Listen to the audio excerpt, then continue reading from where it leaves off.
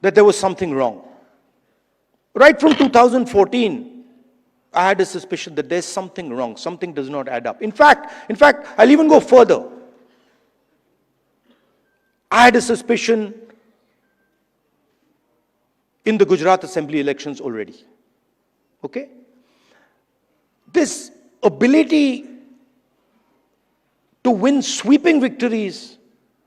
Congress party doesn't get a single seat in Rajasthan, doesn't get a single seat in Madhya Pradesh, doesn't get a single seat in Gujarat. This was surprising to me.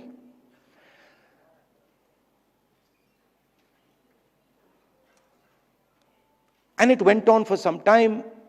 There was a conversation, but I could never speak because there was no proof. So whenever we spoke, people said, well, where's the proof?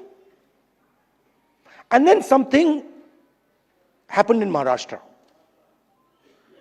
where in the Vidhan Sabha we won the election, hands down. In the Lok Sabha we won the election, hands down. And then 4 months later, we didn't just lose, we were obliterated. 3 formidable parties suddenly just evaporated. And that's when I thought that this just cannot be. And so we started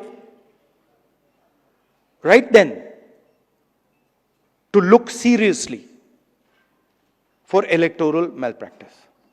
We found it in Maharashtra.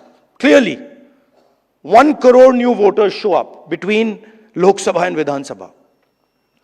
Bulk of those votes go to the BJP. But still, we didn't have clear proof. So when I would even mention it to our allies, that look, there is clear cheating that has happened, my allies would say to me, yes, we can see that there is cheating that has happened, but we don't have proof. And now, I say with absolutely no doubt that we have proof. And we have such proof. We have such proof that will show the whole country that the institution of the Election Commission does not exist. That it has disappeared. It has taken us 6 months. 6 months of non-stop work to find this proof. Why? Because the Election Commission does not give us electronic versions of the voter list. It gives us paper versions, and you'll be shocked to know, as I was, that when they give booth-wise paper versions of the voting list, that document cannot be scanned, it cannot be copied. Meaning you put it into a scanner, nothing comes out. Why would the Election Commission scan protect, copy protect the voter list? Now, you'll be shocked at the amount of detail we've gone into. And you will see, with no doubt, zero doubt, how a Lok Sabha election is stolen.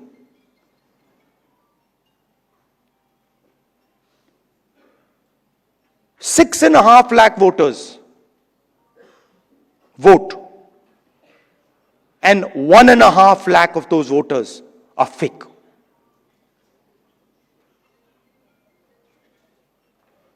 Six and a half lakh voters vote, 1.5 lakh voters are fake. It's on paper. Documentation that we got from the Election Commission. Voter list that we got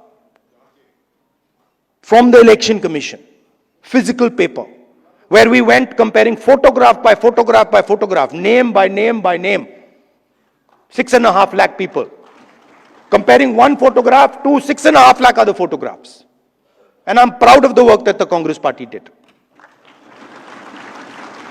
And you will see the shockwave that is going to go through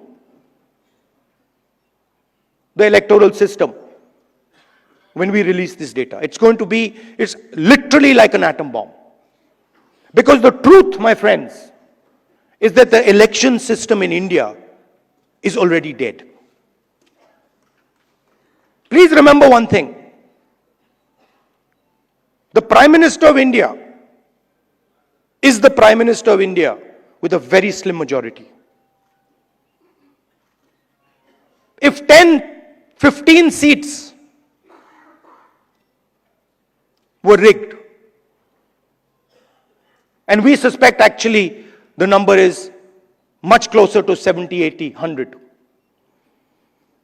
If 15 seats were rigged, he would not be the Prime Minister of India. And we are going to prove to you in the coming few days, we are going to prove to you without any doubt in the coming few days how a Lok Sabha election can be rigged and was rigged. So, it's very clear that the institution that holds this, that protects this, that holds this, that defends this, has been obliterated and taken over. We did not have proof, so we could not make these type of statements earlier. But I'm making this statement confidently because I have 100% proof now. And whoever I have shown it to has fallen off the chair. Literally, they said, how can this be possible?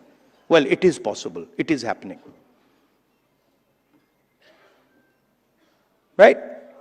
Who is going to fight this battle? Only you people can fight this battle. Frankly, we non-legal people don't even know how to fight this battle. We can fight the political battle. We can fight the battle on the streets. We can fight in the villages. We can fight in the city. We can't fight in the courts. We don't know how to. And so, you are the people who have to defend the Constitution in the courts.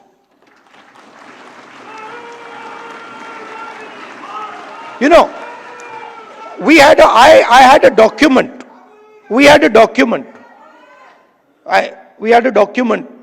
some years back on the Rafale deal. Randeep is looking at me. Document that said clearly, black and white, that the Prime Minister office and the NSA have interfered in the Rafale deal and damaged the Rafale deal. This document itself would have brought down any government in any country of the world. Nothing happened. Nothing happened. You know where the document went? You know where the document died. Nothing happened. I'm fighting 30 cases. Anyone who fights the regime, any political person, anybody who works in the NGOs, civil society knows that the moment you oppose, you will be attacked. You know, I remember when I was fighting the farm laws, and he's not here anymore, so really I shouldn't say it, but I will. And Arun Jaitley ji was sent to me to threaten me. And he said, you know, if you carry on down this path, opposing the government, fighting us on the farm laws, we will have to act against you. I looked at him and said, I don't think you know who you're talking to. I don't think you have an idea who you're talking to. Because we are Congress people. We're not cowards. We're not going to bend.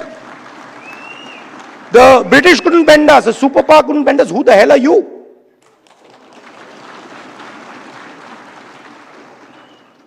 And wherever you look, the problem exists. I mean, I've said it clear as day here that we have 100% proof. Watch the newspapers and the media tomorrow. They'll be talking about Bollywood, about how, about how there was a fantastic dance, amazing solar eclipses taking place, something they'll come up with. And so this is a full-scale attack. And it's not just an attack on the Constitution. Because this book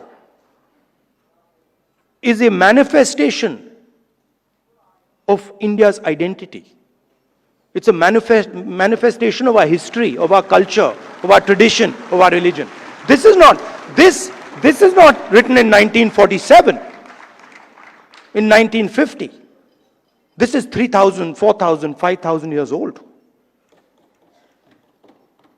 Buddha speaks through this book.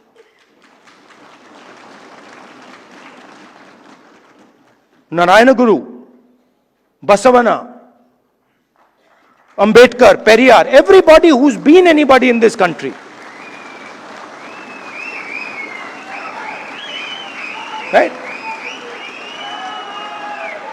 Anybody who's been, you look, anybody, and in every state there are there. In Assam, Gaurav will tell you.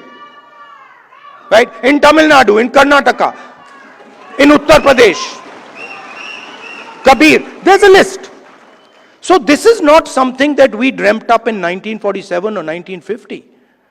This is something, this is our blood. And how dare you attack our blood? Right?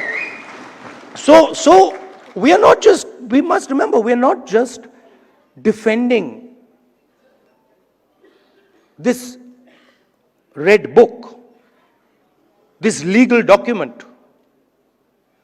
We are defending our way of life. Right? Tell me which Indian tradition, which Hindu tradition says that you should beat up a Muslim child? Where is it written that you should lynch someone? Which tradition of ours says it? There's not a single tradition of ours that says it. Our tradition says everybody is the same. So these people, they're not attacking our politics. They're attacking us. They're attacking our history. They're attacking our religion. For anybody who understands Hinduism, anybody who has gone into depth in Hinduism, they're attacking Hinduism. And frankly, yesterday my sister said to me, now, personal बात है तो बोलनी नहीं चाहिए, मैं बोल देता हूं, नहीं माफ करूंगा. She said to me, Rahul, you realize that you're playing with fire. And I said, yeah, Priyanka, I am playing with fire. I will continue to play with fire. I'm not scared of playing with fire.